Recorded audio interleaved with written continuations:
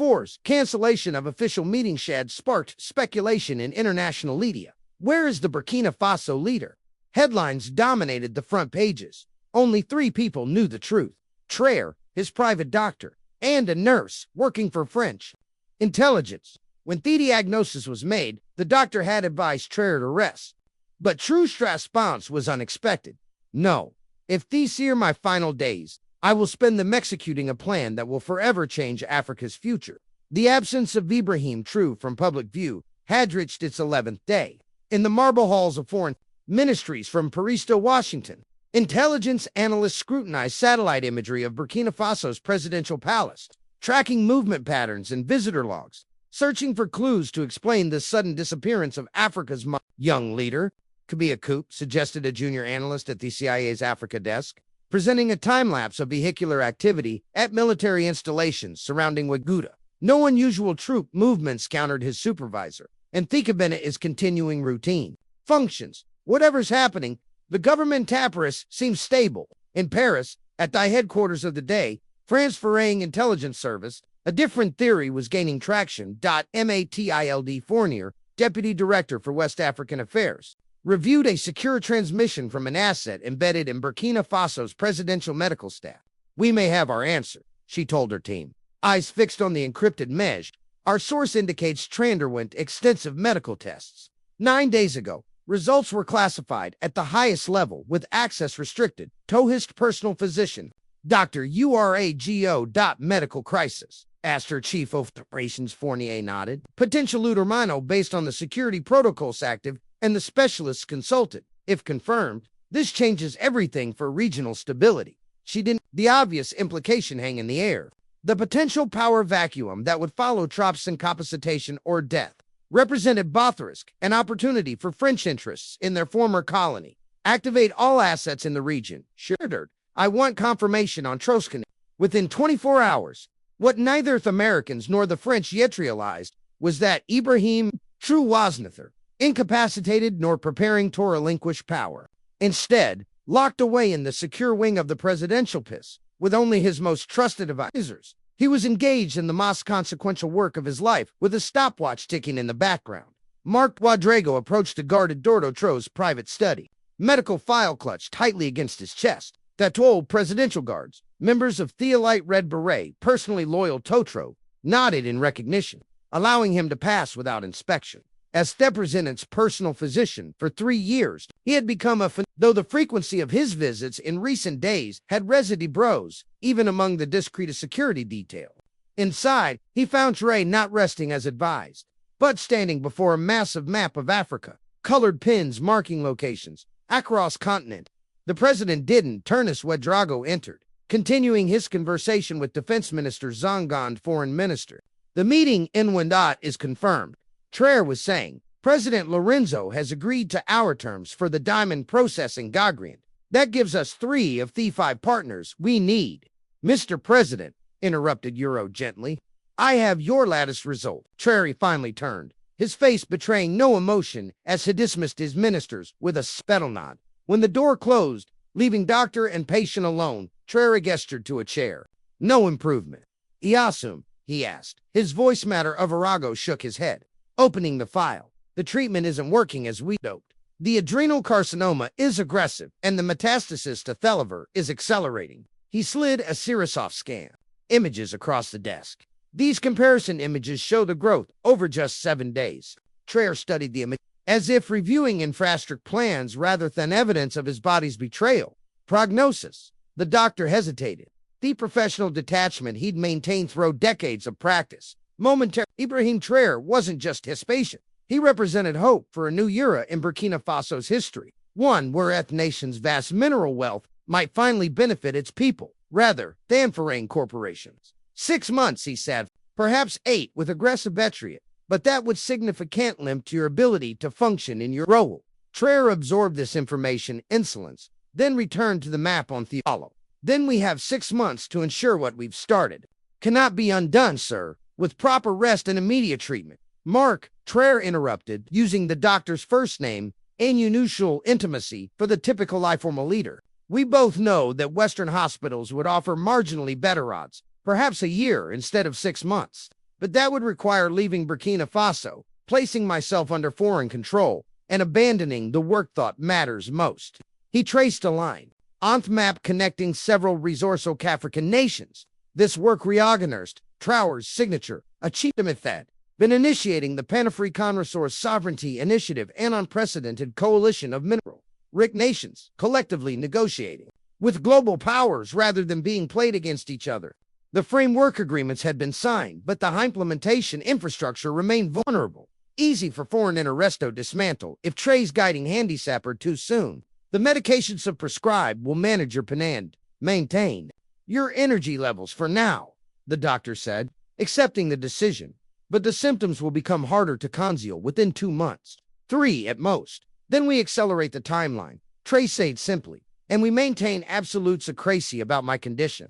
The vultures would circle immediately if they knew. What Trop didn't mention and what Wareo didn't need to be told was Thathos vultures included not just political rivals within Burkina Faso, but powerful international interests who had been working to undermine Traoré's resource nationalism since his rise top. As the doctor packed his medical bag, Traoré asked, "Who else knows of Booth's diagnosis?" "Only myself and Nurse Sado, who assisted with the tests. She's been with the presidential medical team for 15 years. Completely trustworthy." Traoré nodded, though a subtle shift in his expression suggested he wasn't early convinced. Years in military intelligence had taught him that Varian had vulnerabilities. Avriana had pressure points, and Western intelligence agencies were masters at finding and exploiting them. "Thank you, doctor. Please return tomorrow with a plan focused on maintaining my public functionality for as long as pain management is secondary to mental clarity." After we drove Gadip to Traoré pressed a concealed button beneath his desk. Within moments, Colonel Amada, Conate, his head of military intelligence, entered through a side door. "Have Nurse Dio placed under discreet surveillance. Traoré or direct, without preamble. Monitor our communications. All contacts." Conatinated, asking no question. When head departed, True returned to the continental map, studying it with renewed intensity.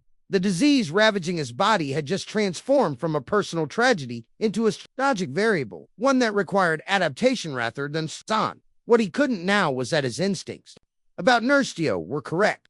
20 minutes after Dr. Wedriago's departure from the presidential palace, she slipped away during her break, using a burner phone from inside her apartment's bathroom with the shower, running to mask her conversation. "A nightingale," she whispered in French. Confirmation on Echo 1's condition.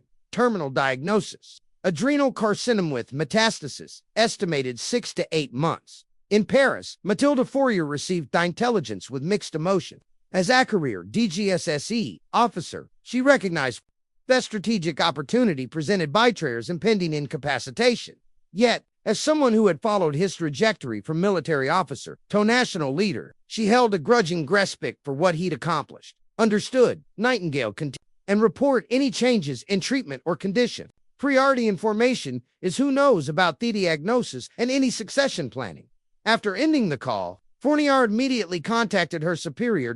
Within hours, the information of Boutros' terminal illness reached the highest levels of the French government, then spread through secure channels to key allies. Strategic planning sessions were hastily convened in Western capitals, focused on a single question: how to ensure that Trop's resource nationalism died with him. Meanwhile, a different kind of strategic planning was underway.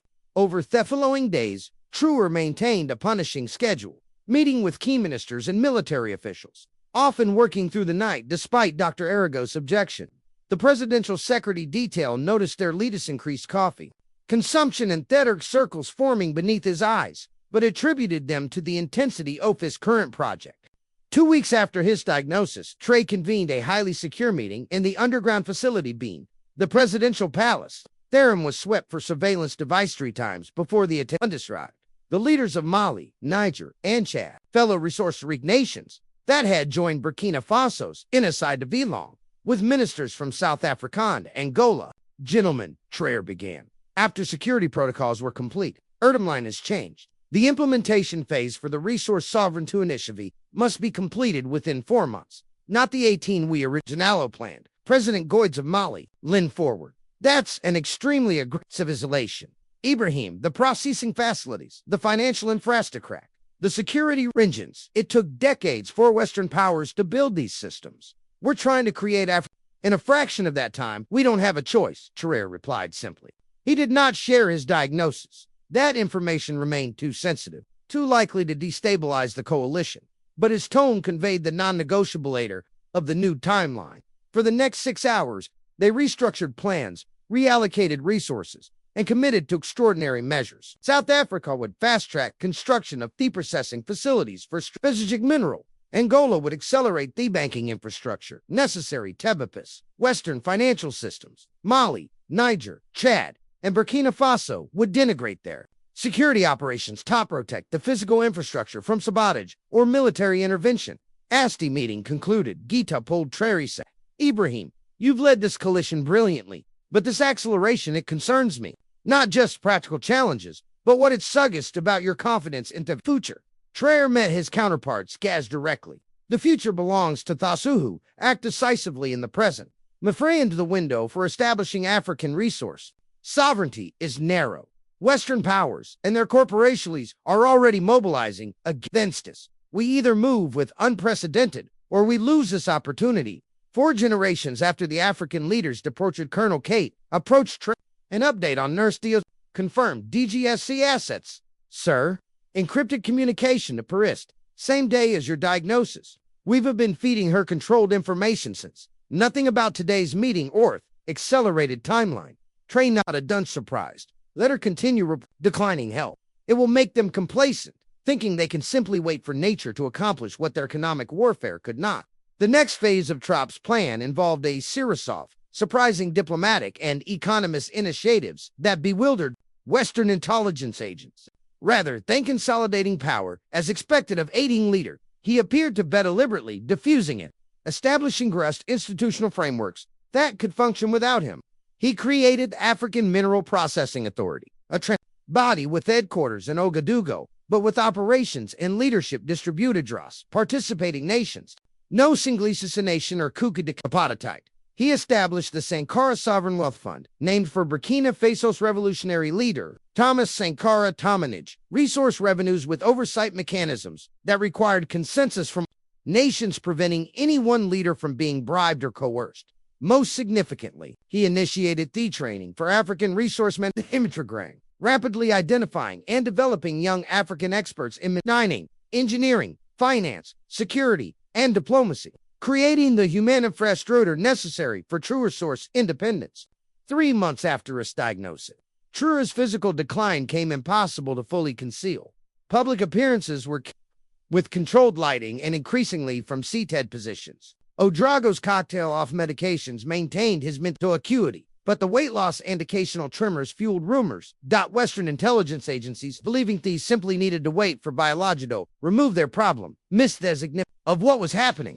They saw the institutional development as typical legacy building by a dying leader, not recognizing that Traoré was creating something unprecedented, a distributed system of African resources of severity designed specifically to serve without him. For months after the diagnosis, with his condition deteriorating more rapidly than predicted, Traoré embarked on a secretive vital mission. With only Colonel Canidio Drago and a small security detail, he flew to a remote location in northern Burkina Faso, a newly constructed city built into the side of a mountain, its existence known to fewer than 20 people worldwide. Welcome to the vault, Mr. President, said Doc Emmett. Dio, lead scientist of the facility, has massive steel doors closed behind them. We've prepared everything according to your specification. Devo represented Traoré's most closely guarded secret, a data fortress containing comprehensive intelligence on Western operations in Africa, detailed geological surveys of the continent's wealth, far more accurate than those shared with foreign companies, and most important, the complete technical specifications for processing strategic minerals. Show me the cores. Traoré, his voice weaker than Munspare, but his eyes still sharp and dope, led them to a secure chamber, where 7 crystalline structures, each about the size of a basketball, glowed with faint blue lights suspended in specialized content fields. Quantum storage cores, she explained, for the benefit of Colonel Keith and Dr. Edrock. Each contains a complete data set encrypted with keys held by different African. No single country can access the full information alone. It requires consensus from at least 4 participating nations. Traoré approached the nearest core, studying it with evidence, satisfaction, and the distribution plan in progress. Sir, 2 cores have already been secretized to secure locations in partner nations. The remaining 5 will be moved within the week. What Traoré had created was information sovereignty, too much resource sovereignty, ensuring that the critical knowledge in African nations to manage their own mineral wealth couldn't be monopolized, stolen, or destroyed. How are you feeling, sir? Arago asked quietly. Astley returned to the presidential collect like a man racing against time, Traoré admitted, allowing a rare glimpse of his personal struggle, but also like a man who might win that race. 5 months after his diagnosis, with his body failing but his mind still razor-sharp, Traoré made his final public appearance, a speech at the inauguration of the African Mineral Processing Facility in a Western intelligence agencies, which had been monitoring his declining health through nurse, Diallo, and other sources. We're surprised by the appearance, having estimated he would be bedridden by this day. The facility represented the physical manifestation of his vision, a state-of-the-art processing plant for rare earth minerals and other strategic resources, eliminating the dependency on Western and Chinese processing that had long forced African nations to export raw materials at fractional values. Traoré arrived in a wheelchair, visible, but dressed impeccably in a traditional Burkina outfit rather than his usual military attire. The symbolist was lost on those present. He was appearing not as a military leader, but a son of Africa. The audience, comprising leaders and representatives from across the continent, fell silent. Ash was helped to the podium. He gripped at its edges for support, surveying that crowd for a long moment before speaking. For too long he began, his voice soft earthen, his usual commanding tone, but still carrying across the who's. Africa has been defined by has been taken from us. Our people, our dignity, our resources. Today we begin to define ourselves by what we have built. He gestured to the gleaming facility behind him. This is not simply a processing plant. It is a declaration of independence, not the paper independence granted by colonial powers, but the true economic independence that comes from controlling our own resources, their value chain. As he continued speaking, outlining the inner of resource management, now operational across participating African nations. Western intelligence officers listening to the broadcast began to realize what had happened. What they had missed as a desperate legacy building of a dying man had been far more strategic, a comprehensive system designed to outlive its creator. We stand at a pivotal moment in African history, Traoré continued, his voice gaining strength despite his physical frailty. 4 generations, our vast mineral wealth has enriched others, while our people remained in poverty. The laptops, smartphones, and electric vehicles transformed. The world contained Africa's cobalt, lithium, and rare earth, yet the value and power remained elsewhere. His gaze swept across the assembly. That ends today, not through confrontation or isolation, but through taking our rightful place in the global value chain, processing our own minerals, negotiating as equals, not supplicants, building prosperity for our people rather than foreign shore. Ash concluded his address. Traoré delivered the statement that would be quoted in international relations textbooks for decades to come. Africa's sources belong to Africans, not just those living today, but generations yet. And what we have built cannot be dismantled by the loss of any individual. It is now woven into the fabric of our nations, our institutions, our people's expectations. The path to true independence is irreversible. 3 weeks later, the official announcement came. President IbrahimTraore had died peacefully in his sleep after a private battle with cancer. He was 38 years in capitals across the Western world. Intelligence agencies and corporate rooms that had been waiting for this moment immediately mobilized their long-prepared plans to reassert control of our African resources. Financial incentives were offered to potential friendly successors. Economic pressure points were activated. Diplomatic entities were launched to help ensure stability during the transition. But something unexpected happened. The system Strop had built proved remarkably resilient. The distributed leader structure of the African Mineral Processing Authority continued to function seamlessly. The Sankara Sovereign Wealth Fund maintained its independence from external pressure. Most importantly, the carefully selected and trained African experts in mining, finance, and diplomacy stepped into leadership roles across the continent, armed with both the technical knowledge and strategic vision to maintain the new freedom. 6 months after Traoré's death, Mathilde Fournier found herself in a tense meeting at DGSSE headquarters in Paris. The director slammed his fist on the conference table. How is this possible? he demanded. The architect is gone, yet the systems continue to function. Even 3 more countries have joined their source coalition this month alone. Fourier, who had been studying Traoré's strategy with growing professional admiration, offered her analysis. We fundamentally misunderstood what he was building.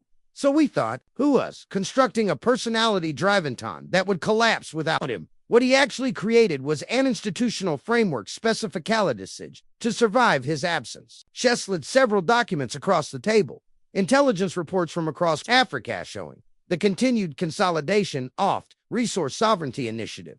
Traoré knew he was dying, she continued, but rather than clinging to power or securing personal wealth like many leaders in his position, he used his remaining time to build something that could withstand his loss. He wasn't just racing against biological time. He was racing against our expectation that his death would create an opportunity. The director studied the reports with a frown. So what you're saying is Traoré's final order to his doctor wasn't a Buddhist treatment. Fournier concluded it was about buying enough time to make his vision irreversible. And by all indications, he succeeded. 1 year after IbrahimTraore's death, leaders from 27 African nations gathered in Ouagadougou, 4th formal dedication of the IbrahimTraore Institute for African Resource Management, a training center for the next generation of African engineers and diplomats, specialized in protecting and developing the continent's natural. The keynote address was delivered by Dr. Mark Ergo, who had resigned his medical position to lead the Institute, honoring the final request of his most significant patient. IbrahimTraore understood that true independences and declared in speeches are written in Ouedraogo told the assembled leaders and students. It is built in processing facilities, secured in data vaults, and most importantly cultured in human mind. He gestured to young African students from across continent. The inaugural class AFD Institute. When Traoré received his terminal diagnosis, he didn't see it as an ending. He saw it as a deadline, a clarifying force that concentrated his energy on creating systems that couldn't be dismantled after his death. As the ceremony concluded, Madame Fournier watched from the back of the auditorium. Having taken personal leave from the DGSSE to it, in her long intelligence career, she had studied many African leaders, analyzing their vulnerabilities, their corruption, their potential to be influenced or controlled. Traoré had been different, a leader who turned his greatest vulnerability, his limited remaining time, into his greatest strength. The most powerful lesson, she reflected, was not just in what Traoré had built, but in how Western intelligence agencies had misread him. They had seen a dying man constructing a legacy.